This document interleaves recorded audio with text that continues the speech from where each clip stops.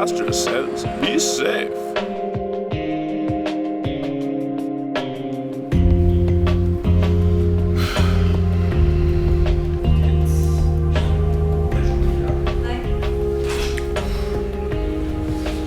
The whole straight through. Oh, that's disgusting. Oh, get a ring, pierce it.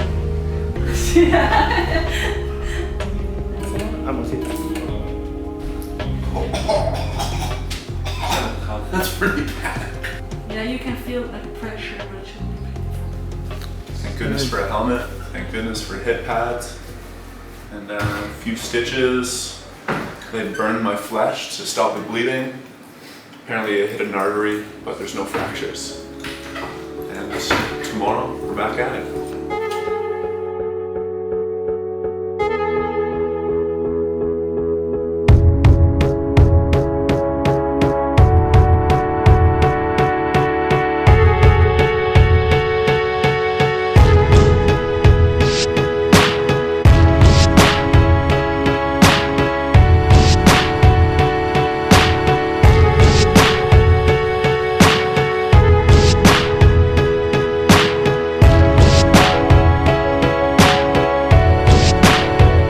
One of the big parts of the racing scene is obviously, and the whole downhill skating culture, is the wheels you ride.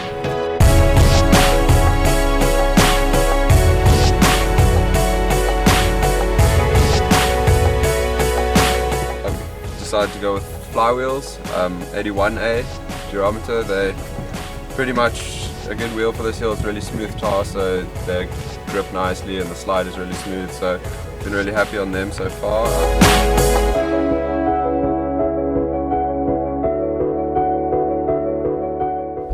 For the rain yesterday, I went and cut some grooves in because I didn't bring rain wheels, but it seemed to work. The track here is quite grippy, so it's good. For free riding, I like flashbacks because they core really nicely. You can get them down to the core without flat spotting really too badly. So yeah, this is before and after, which I'm quite stoked about.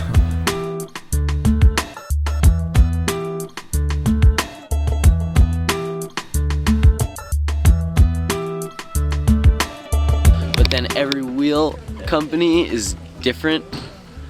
Orange 80 orangutan is a bit comparable to 78A Sector 9 wheel. Just the way they measure it is not different, but the different urethanes act totally different.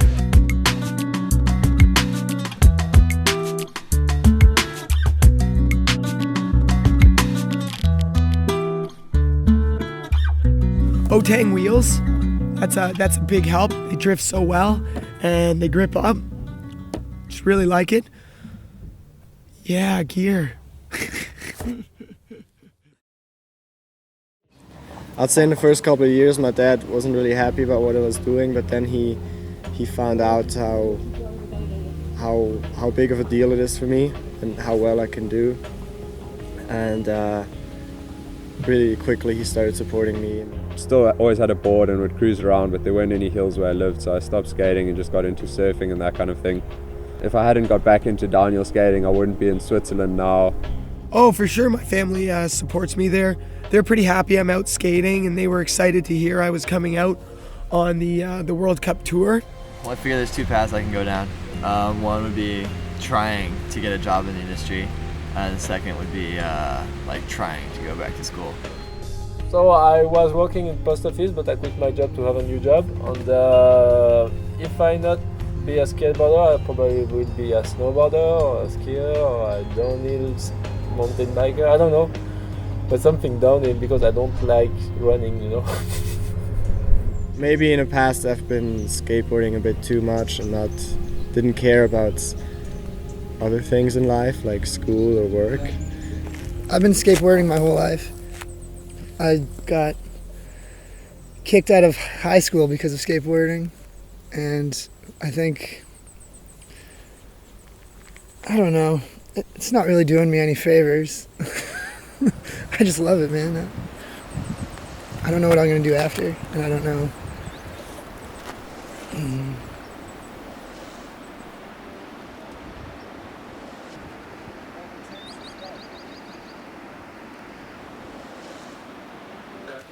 Cool spot. Yeah. Excited to skate it. There's a 100km/h tunnel.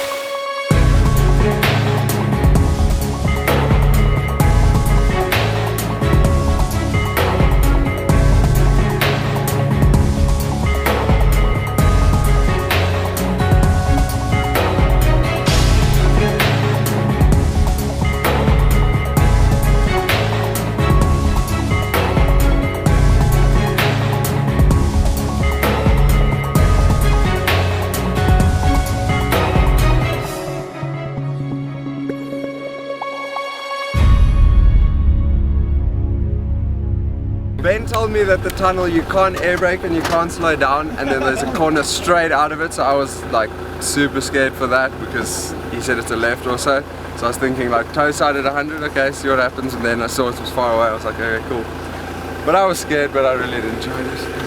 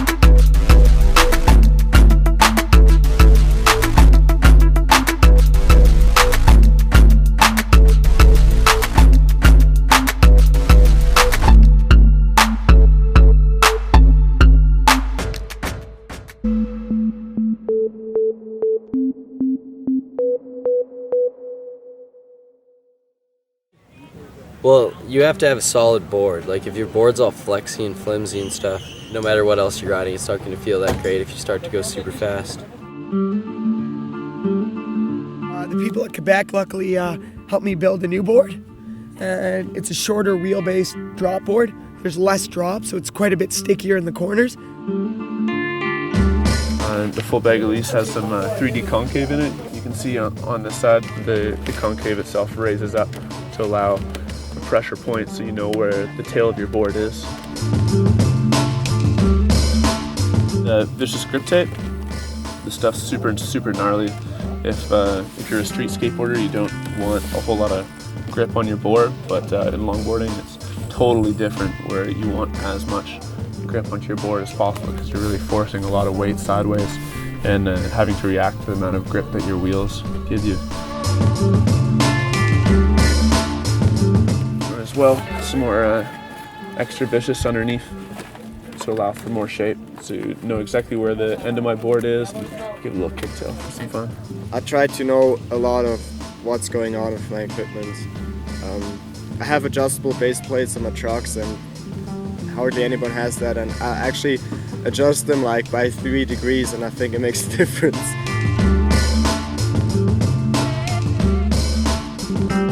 You can just have a connection with your trucks and they can last a really long time, and it doesn't really matter what wheels or board I ride as long as I got the same truck set up. It pretty much feels the same. Really, when people started trying out new bushings, it's like changing the suspension on your car. Venom bushings, they're pretty much the standard, I think, in downhill. There's every single different bushing you would want in them. But this is my suit for skateboard racing. It's pretty new, I've had it for about a year now. It's made by NJK down in like near LA. Here's my helmet. Pretty old, but I like it. It's very comfortable. That's what matters.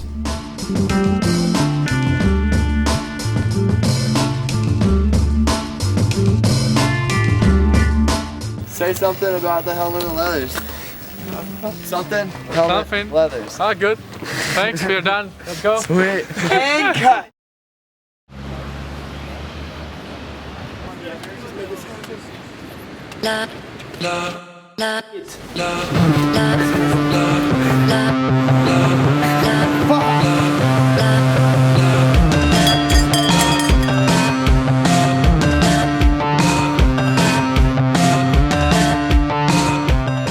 It's Patrick's birthday today. He got a watch.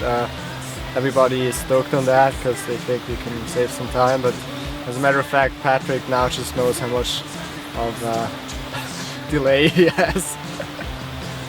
Probably. He's like, oh, I'm an hour past P-Swiss. P-Swiss time? Like, if you're P-Swissing, you're taking time for no reason without noticing it. We're ready, but Patrick's not, as usual.